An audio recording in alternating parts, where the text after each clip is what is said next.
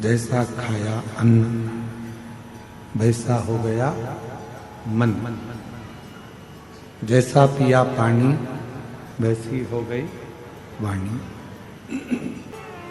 हिरण्यकशिपु के शरीर का रक्त नरसिंह भगवान के शरीर को लग गया तो क्रोध और तीव्र हो। किसी के घर का यदि भोजन ग्रहण कर रहे हो तो पहले विचार करना कि वो भोजन हमें फलित होगा कि नहीं। भोजन बनाने वाले का भाव भी शुद्ध है कि नहीं।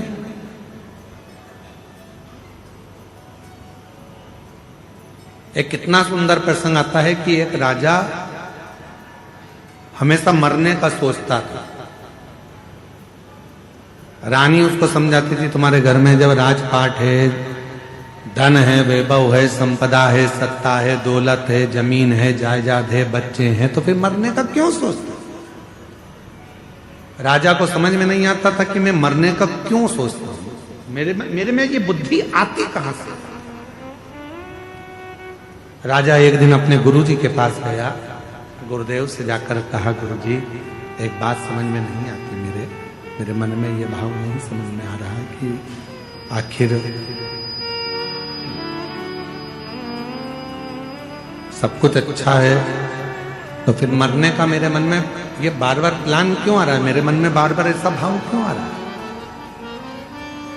गुरुजी ने कहा कि तुम्हारे घर में भोजन कौन बनाता है, रानी बनाती है कि नहीं बनाती, नहीं बनाती। कौन बनाता है तो कि एक सेविका आती है, एक दासी आती है, वो भोजन बनाने वाली दासी सेविका भोजन बनाती है। अच्छा पता करो उस सेविका को कोई तकलीफ तो नहीं है। मालूम करा तो वो सेविका सबसे एक ही बात कहती थी, मैं तो इतनी दुखी रहती हूं, मैं तो मर जाऊं तो अच्छा। सेविका हमेशा एक ही बात सोचती थी कि मैं तो इतनी तकलीफ में हूं, इतनी दुखी हूं कि मर जाऊं तो अच्छा। भोजन बनाती रहती, आंख से आंसू बहाती रहती और मन में मरने का विचार करती।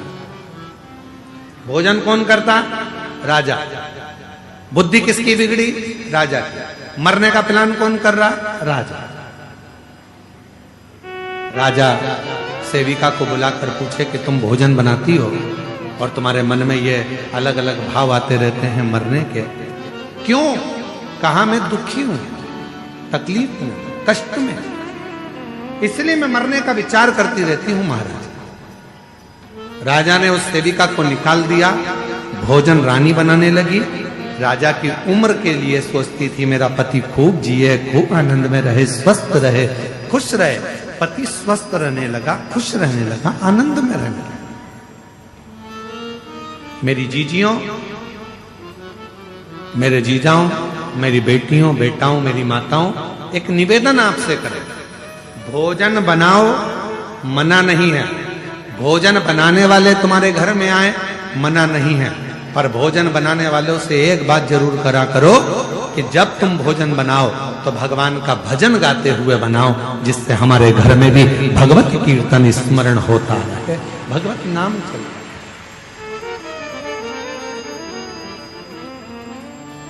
अब वो अपने टुकड़े रो रो कर, दुखड़े बोल बोल कर भोजन बनाए। अब मालूम पड़े अंदर इतना गुस्सा आ रहा, इतना गुस्सा आ रहा, और वो पूरा गुस्सा आटे उसनने में, इससे तो ये कर, और आटा उसन रही है, रोटी का आटा मल रही, और अंदर से गुस्से में लाल होती चली जा रही, और आटे पे सारा गुस्सा निकाल दिया, और वही आटे की रोटी बनी। जिसने खाई, घर में लड़ाई लड़ाई, ये भी लड़ रहा है, वो भी लड़ रहा है, भाई भाई लड़ रहा है, बहन भाई लड़ रहा है, सास चिल्ला रही, बहू चिल्ला रही। क्यों? क्योंकि वो आटे में तुम्हारा क्रोध चले गया। कई माताओं की आदत रहती है, चावल में सीटी नहीं आती। अरे बोले तो जम के, चावल में सीटी नहीं आती तो गुस्से में वो चावल की सीटी बार बार सीटी पर वो आई नहीं, तो इसने दो बार लाया, ऐसे दो बार, आखिरी में उसने धम के दिया, रपा। अब तुमने तो चावल में देर रख के गुस्सा निकाल रही हो चावल की सीटी पर। चावल की सीटी में जो बूंद बूंद भाप का पानी अंदर गिर रहा था, उसमें तुम्हारा क्रोध भी उस चावल में चला गया। किसी ने खाया, गुस्से में लाल हो गया। तुम्हें समझ में नहीं आ रहा मेरे घर में ना जाने क्या हो गया। पहले बहुत शांति थी, आजकल जिसे देखो वो गुस्से में बोलता, वो झगड़ा करता, लड़ाई करता, क्रोध करता।